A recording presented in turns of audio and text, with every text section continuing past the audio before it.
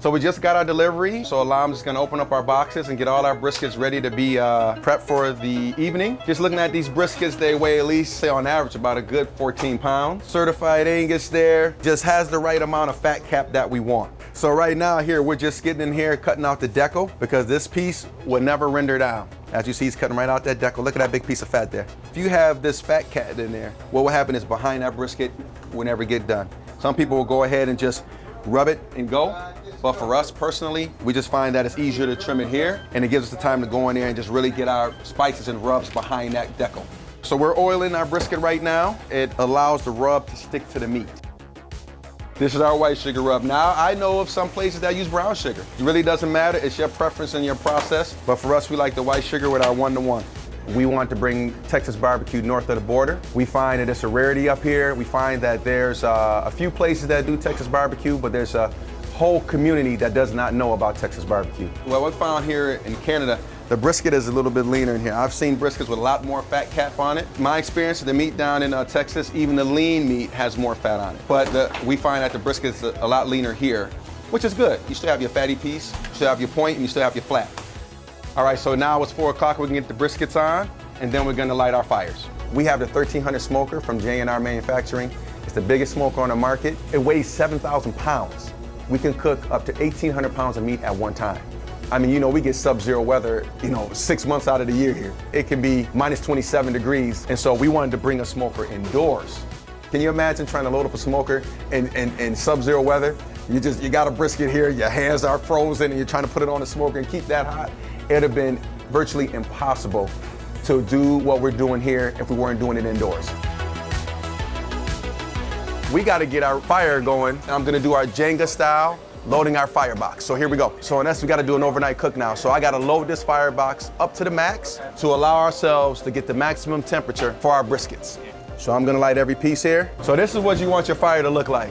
At the end of the day, this fire is gonna burn throughout the night. So I'm ready to close this guy out and see everybody in the morning.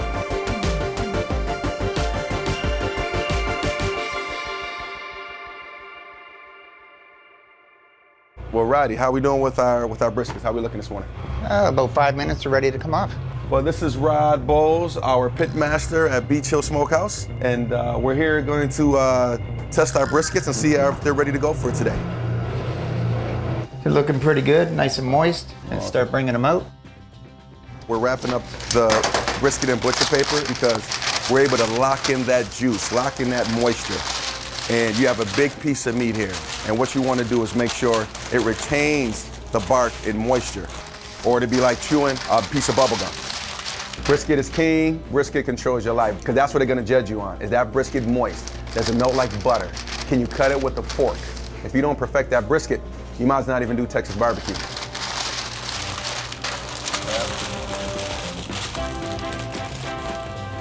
What can go wrong here is that they can be too tight. What can go wrong is it may not be done. So we make sure our clocks in here are 15 minutes ahead, just in case we have a bump in the road. So that bump in the road gives us that 15-minute buffer. So we like to make sure everything's off, ready to go. If not, we can't be going back and forth. So Rod, what's next? You wanna do some ribs? You can do rib tips. We can do our rib tips. This is the skirt that is taken off of our ribs. Instead of tossing them out, we'll save them up and make rib tips. And this is what I make my rib tips out of. So I'll save this, and when these are cooked, we'll cut the bones. One bone goes on top of our Austin sandwich. So now I'm just gonna oil them up. So you'll find this down in St. Louis, more or less. St. Louis is one that has the St. Louis style ribs. And so what they do is cut off the skirt and they make that nice rectangle. That's what you see. You see that rectangle? That's the St. Louis style ribs there. When we make our sandwich in terms of our Austin, that Austin sandwich, you don't want the rib bone going way over here on the sides. The presentation is a lot better when you have a St. Louis style rib. So what Rod has done, we've prepped the ribs and we're ready to go for our rub. We have great meat suppliers, but as you can see, the marble, as it renders through the meat here, that's what keeps our ribs meaty and juicy. Took me 2 to 3 months to find these guys. This is the result, nice marbled ribs. We use brown sugar for our ribs here, and it just works well with our process. The rib's universal, so you can't say rib is a Carolina region or St. Louis or a Texas region. Everyone's cooking ribs, right? We'll leave them for a day. So what we do after we rub them, we just let them rest in our cooler just so they can marinate. Now, this is the ribs that we just rubbed this morning, and these are the ones that have been marinating overnight. As you can see that the rub and everything has gone basically into the rib, and it'll tenderize the meat and give it a better flavor. Everything we've done on day 1, we're doing it on day 920. We don't want to venture away from that. This is what works here. This is Texas.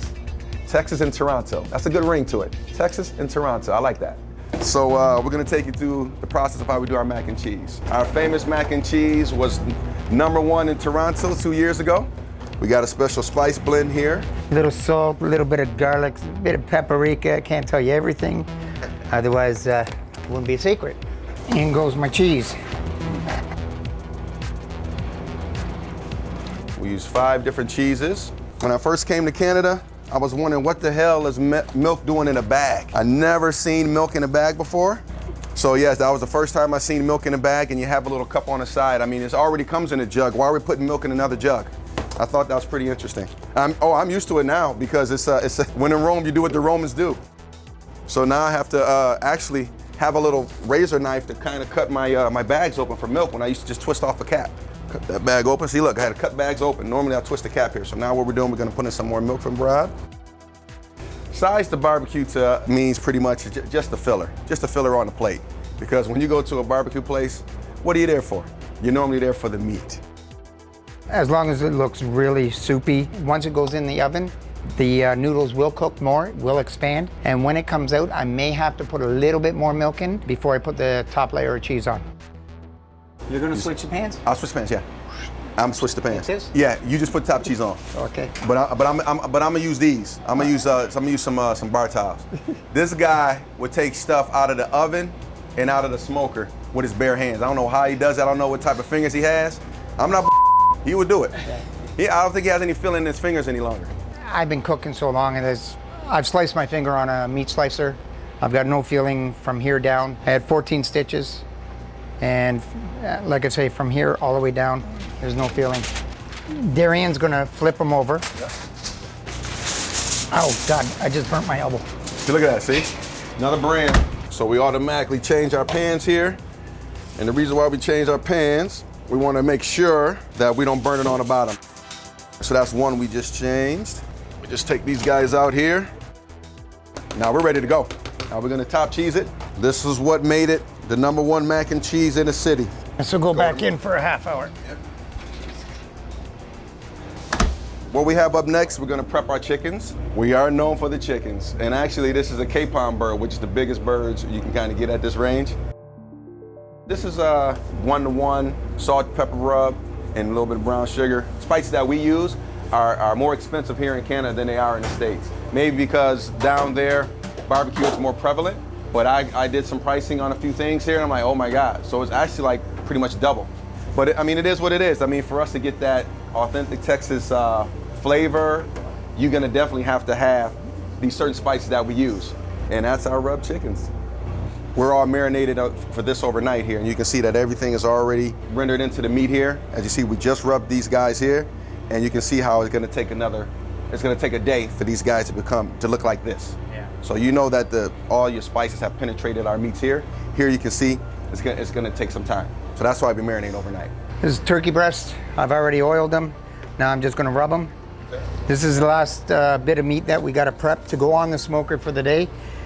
What we've learned is that people do have a high expectation of Beach Hill Smokehouse. Reason being, because we call ourselves true, authentic Texas barbecue, whatever you wanna say, however you wanna title it. So for us to call ourselves authentic, the expectations is a lot higher here at Beach Hill. And we believe we exceeded the expectation because we have people who went down to Texas to have their barbecue, and then they come up here and say, it's just as good or if not better. Barbecue is slow and low, and it takes a long time to prepare. This is the labor of love. So you sit back, and while the whole world is sleeping, we're here. I don't even want to say what time Reid gets in here, because it varies. It could be 3:30, 4:30. we have to be up early to meet that 11 o'clock threshold. If we don't meet that 11 o'clock threshold, when we open the doors, we won't be ready, right? So in essence, it takes a long time. What I'm doing now is I'm putting all the meats on for the day. Our ribs on, our chickens on, our rib tips, because that's our special for the day. So we're putting all the meats on. We got to get them on by 8, have them off by 10:30. Here's the funny thing. Once you get in, then once you turn the lock on the door, you automatically get into the barbecue mode. It's nothing, everything else blocks out, and next thing you know, the sun is shining. Ding, ding, ding, door open, everybody just comes in, they want to eat, right? First customer. What's happening, James? See, we even know our customers by name. Guarantee orders in Austin with some baked beans. Am I right or wrong? ×2. ×2. Look at that.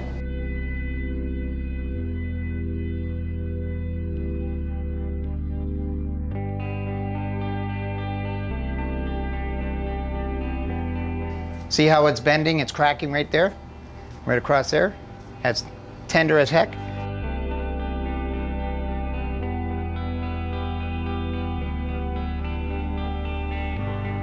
Barbecue is the labor of love. Look, we're here early, we're leaving late. Barbecue pretty much brings people together. I don't know what it is about barbecue. I think it's the process, the time, the love you have to put in a barbecue. People know when you bring out that brisket and you unravel it and see just how moist it looks, the bark on that brisket, it just brings people together. So you don't do a large cut of meat like that unless you have a huge event, a gathering, some sort of celebration. What barbecue does is bring people together from all backgrounds. Everybody's barbecue. I don't care what part of the globe you're in, what part of the hemisphere you're in. There's some sort of barbecue going on, and there's gonna be a huge gathering or event that's going on with it.